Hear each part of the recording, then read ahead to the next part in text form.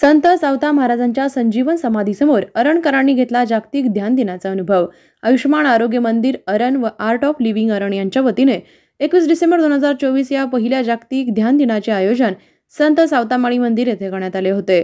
प्राचीन काळाचे संत शिरोमणी सावता महाराज यांचे समाधीस्थान आणि समोर आधुनिक काळाचे संत गुरुदेव श्री श्री रविशंकरजी या दोन्ही संतांच्या सानिध्यात एक वेगळाच ध्यानाचा अनुभव साधकांनी आला। परमपूज्य श्री रविशंकरजी यांनी यूट्यूब लाईव्हद्वारे जागतिक ध्यान घेतले। तो अविस्मरणीय क्षण अरणमधील सुमारे 100 योग साधकांनी अनुभवला।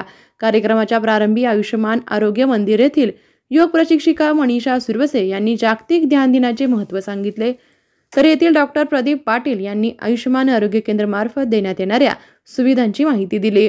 त्यानंतर आर्ट ऑफ लिव्हिंगचे प्रशिक्षक श्री परमेश्वर सुरवसे यांनी योग व ध्यान हे आपल्या दैनंदिन जीवनाचा भाग व्हावा यासाठी आर्ट ऑफ लिव्हिंगचे विविध सेवा उपक्रम सांगितले।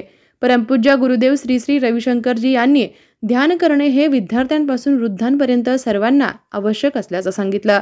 ध्यान हे मानसिक आरोग्यासाठी आवश्यक आहे, त्यामुळे आपण ध्यान हे दैनंदिन जीवनाचा एक भाग बनवा असे आवाहन त्यांनी उपस्थितांना केलं। सुमारे 25 मिनिटे गुरुदेवांनी उपस्थित ध्यानमग्न केले आणि आत्मानंदाची अनुभूती दिली। ध्यान म्हणजे काय, ध्यान म्हणजे कसे करावे हे त्यांनी नियम सांगितले।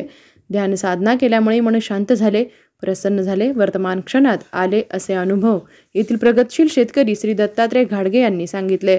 तर ध्यानामुळे सर्वच प्रकारे आपण निरोगी राहू शकतो असे डॉक्टर निशिगंधा कोल्हे यांनी सांगितले।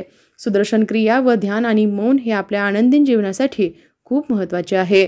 ध्यान आणि मौन केल्यामुळे आपली शक्ती वाढते, आपला आनंद वाढतो व आपले कोणतेही काम सहज सोपे होते असे माजी जिल्हा परिषद सदस्य भारतबा शिंदे यांनी सांगितले।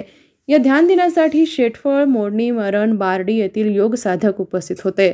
यामध्ये doctor Prashant Kolhe, doctor Suresh Vyavahare, doctor Pradeep Patil, doctor Praveen Patil, Subhash Vedpathak, Dattatray घाडगे, अर्जुन बनसोडे सर, विठ्ठल भालेराव सर, सोमनाथ इष्टे इत्यादी योग साधक मंडळी उपस्थित होती।